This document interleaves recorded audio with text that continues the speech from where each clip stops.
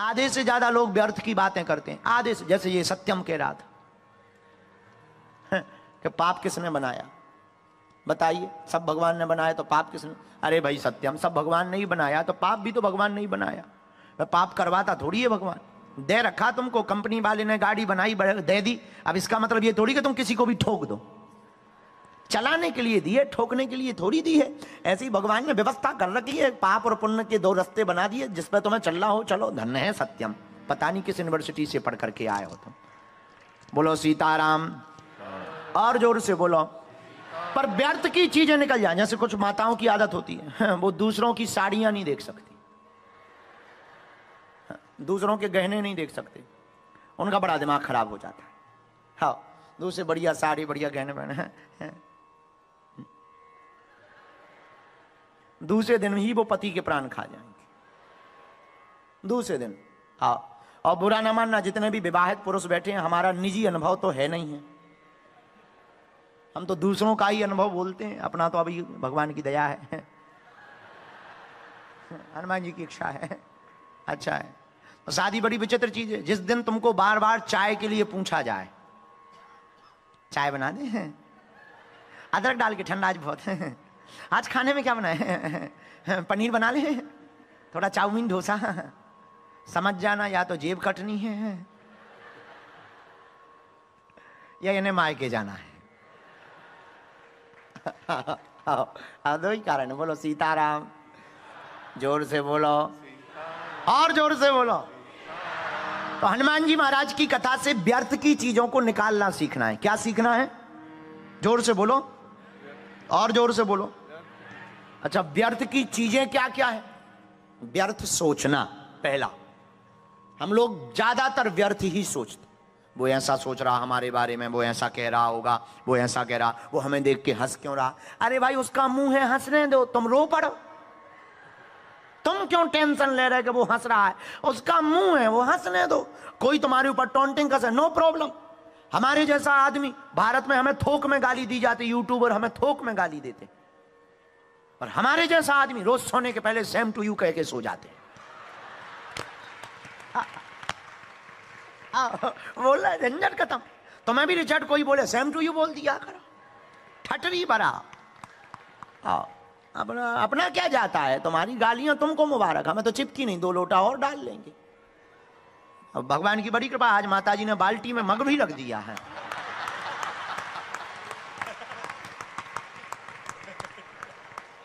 कल बड़ा खतरा हो गया, आज इसीलिए तो हम टाइम पे आ गए। 1 बजे, हाँ वो बात अलग है, तुम्हारी 1 घंटा एक्स्ट्रा है कि हम 1 बजे 1:30 बजे आए, पर हम तो अपने टाइम से ही आ गए थे, क्योंकि आज नहाने में देर नहीं लगी। बाल्टी थी, मग था। हमें बाद में पता लगा कि माता जी आज सुबह से दुकानन दुकानन घूमी, कि बाबा जी का कोई ठिकाना नहीं, कथा में फिर ना बोले। तो कोई गाली बोले तो पहली बात, आपको व्यर्थ की चीजें क्या निकालनी? पहला नियम, व्यर्थ की सोच। कौन कौन तुम्हारे बारे में क्या सोच रहा है? चुप रहो, सोचने दो। तुम मुस्कुराओ, प्रभु को धन्यवाद दो, अपने बारे में विचार करो। दूसरा नियम, व्यर्थ की बातें निकालने के लिए दूसरी बात, व्यर्थ की वस्तुओं की परवाह मत करो और व्यर्थ के लोगों की परवाह मत करो। तुम्हारी सबसे गंदी आदत है जो व्यर्थ की। अब तुम्हें कुछ नहीं, भारत पाकिस्तान की बात करते रहो, फलाने। अच्छा, माताओं की हमने आदत देखी, वो सीरियल की बात घर में लेके घुस जाती। हाँ, वो सास बहू, बताओ ऐसा हो गया, उसने उसके खाने में जहर डाल दिया। अरे वो सीरियल की बात तुम काहे को लेके बैठी हो? तुम मत डालो। गजब है भैया। तो व्यर्थ की बातों को अंदर मत लाओ, व्यर्थ के लोगों के बारे में विचार मत करो। तीसरी व्यर्थ बात, तीसरी तुम्हारी, कई बार हमने बहुत से लोगों का अनुभव किया, कई बार हम दूसरों को दिखाने के चक्कर में झूठ बहुत बोलते और फिर उसको झूठ को छिपाने के चक्कर में और झूठ बोलते। पहले दूसरों को दिखाने के चक्कर में झूठ बोलते, फिर छिपाने के चक्कर में झूठ बोलते। ये भी झंझट मत पालो। न झूठ बोलो, न टेंशन लो। जो है सो सामने है। और चौथी बात, किसी भी व्यक्ति को तुम प्रभाव में अपना मत बनाओ, स्वभाव से अपना बनाओ। तुम जिसको भी प्रभाव से अपना बनाओगे तो वो तब तक तुम्हारा रहेगा जब तक तुम्हारे पास प्रभाव रहेगा, पर किसी को तुम अपना स्वभाव से बनाओगे तो वो तब तक तुम्हारा रहेगा जब तक तुम्हारे तन में प्राण रहेंगे। प्रभाव से किसी को मत बनाओ, स्वभाव से अपना बनाओ। और पांचवी बात जो नोट करने योग्य है तुम्हारे लिए, पांचवी बात यह है, कल की चिंता मत करो और पीछे की सोचो मत। आज अभी एंजॉय करो, क्योंकि कल किसी ने देखा नहीं, जो चला गया कल वो आना नहीं। लेकिन विचित्र बात यह है कि तुम भी ये जानते पर मानते नहीं। बड़ी विचित्र। ये 5 बातें आप व्यर्थ की अगर छोड़ दोगे तो आप हनुमान जी की तरह सम्मान पा जाओ। हनुमान जी व्यर्थ की टेंशन में नहीं है। लंका में कोई हनुमान जी को ताली बजा रहा, कोई गाली दे रहा, बाजही ढोल दे ही सब तारी, नगर फेरी पुनि पूछ है। हनुमान जी महाराज को नगर में घुमाया गया, हनुमान जी कुछ नहीं बोलते, वो करते रहो, ताली बजा रहे, हो कर रहे। राक्षस तो राक्षस, जिसका राजा मूर्ख हो प्रजा तो पहले मूर्ख। राक्षस ताली बजा रहे, हो बंदर पकड़ लिया गया। ये नहीं है पता कि थोड़ी देर में नानी याद आने वाली है। इसलिए दूसरों के मजे कम लो। तुम्हारी एक और विचित्र आदत है, दूसरों के मजे बहुत लेते।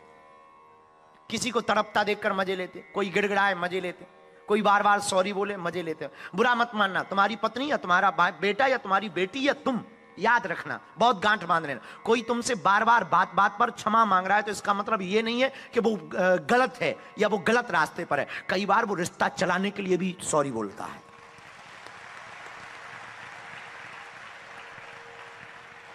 वो आपसे ज्यादा रिश्ते की केयर कर रहा, इसलिए क्षमा मांग रहा। और सॉरी बहुत खतरनाक शब्द, हमने एक बार बोला था भारत में, सॉरी इतना गजब का शब्द है, घर पे बोलो तो लड़ाई खत्म, अस्पताल में डॉक्टर बोले तो।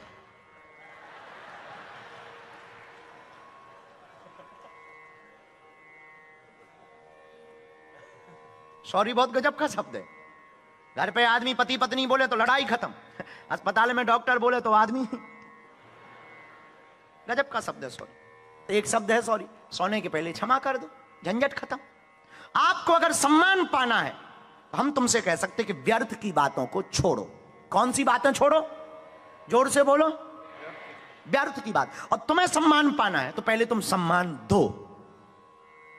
हमको आज कोई पूछ रहे थे कि आपकी आचार्य ब्राह्मण और बहुत से लोग आपको बहुत गुणज्ञ लोग सुनते हैं, उसके पीछे कारण क्या? उसके पीछे कोई कारण नहीं, उनका आशीर्वाद हम पर है।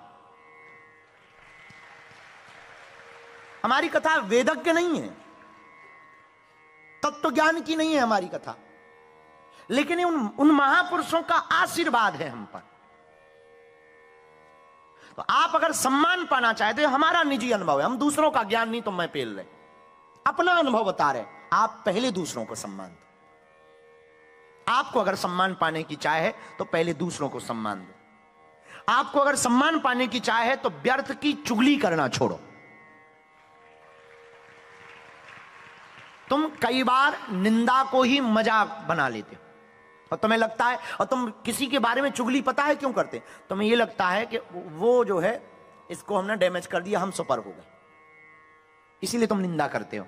अरे उसमें तो ऐसा है, बाबा जी तो कुछ नहीं जानते, ऐसे ही, हम तो ऐसे हैं, हम नहीं पढ़ते, वो नहीं पढ़ते।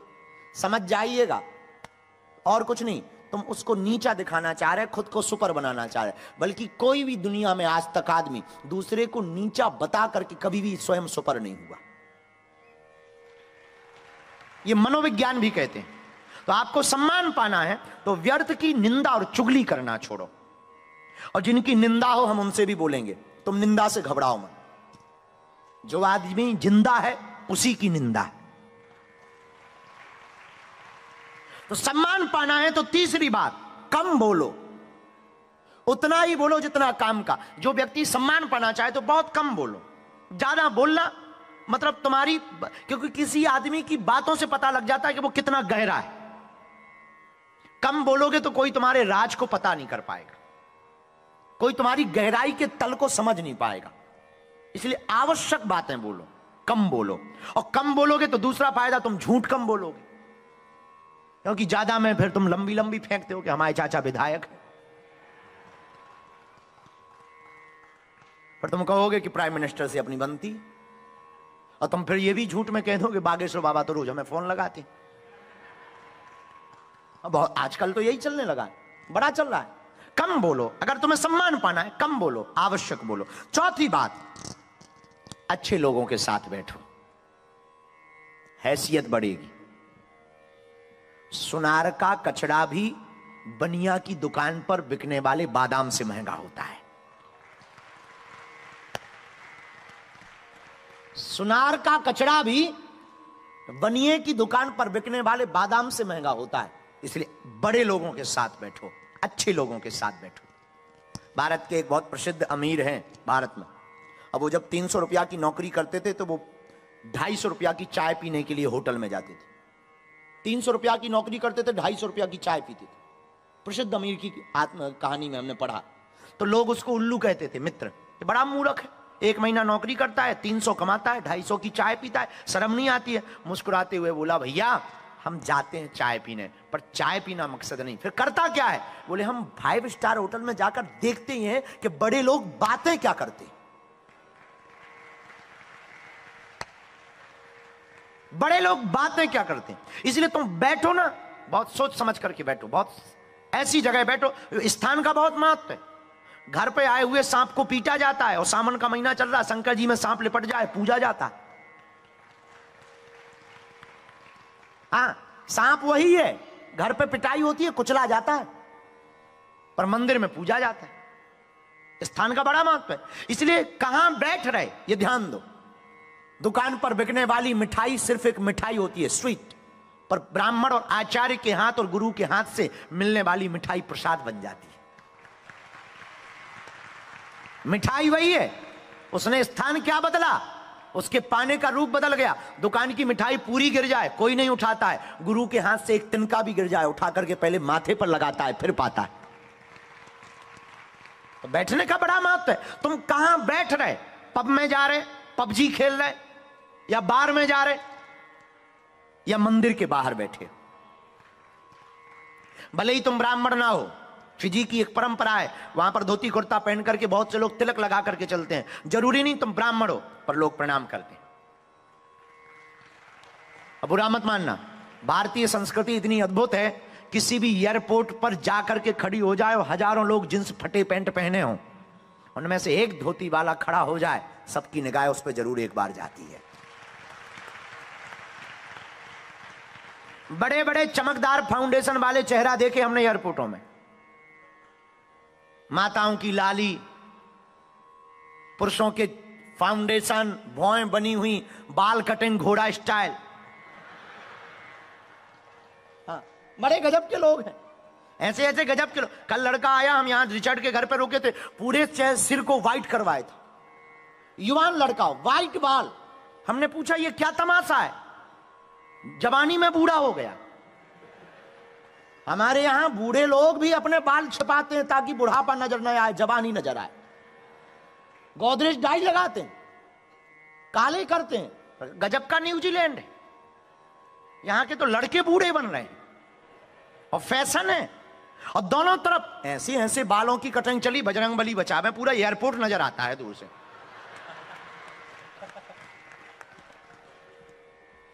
दोनों तरफ से साफ, ऊपर खड़े, हवाई जहाज का जैसे एंटीना टंगा हो। अब पूछो क्या बात है बेटे? हमने एक लड़के से पूछा, हम कहा यार बेटे आजकल ये कटिंग बहुत चल रही है, क्या जमाना है? हमारे जैसे आदमी तो साल भर में 10 रुपया खर्च नहीं करते कटिंग पे।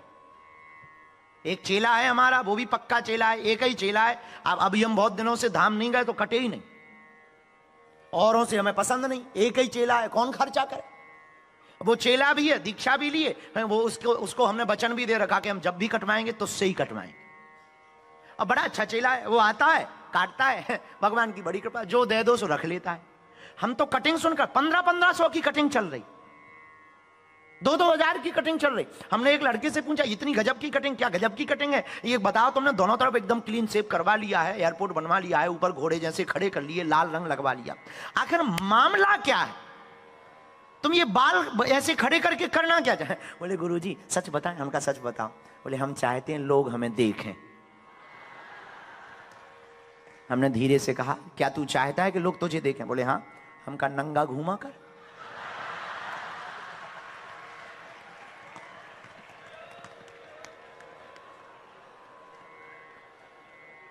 तेरे अलावा किसी को नहीं देखेंगे। गजब के लोग हैं। इसलिए व्यर्थ की चीजें, आप सम्मान पाना चाहते तो, बड़े बनना चाहते तो ऐसे लोगों के साथ बैठो जिनके साथ बैठने से तुम्हारी हैसियत बड़ी हो। संतों के साथ बैठो, गुरुओं के साथ बैठो, मंदिरों के बाहर बैठो। पब के बाहर बैठोगे ठरकी कहलाओगे, मंदिर के बाहर बैठोगे भक्त कहलाओगे।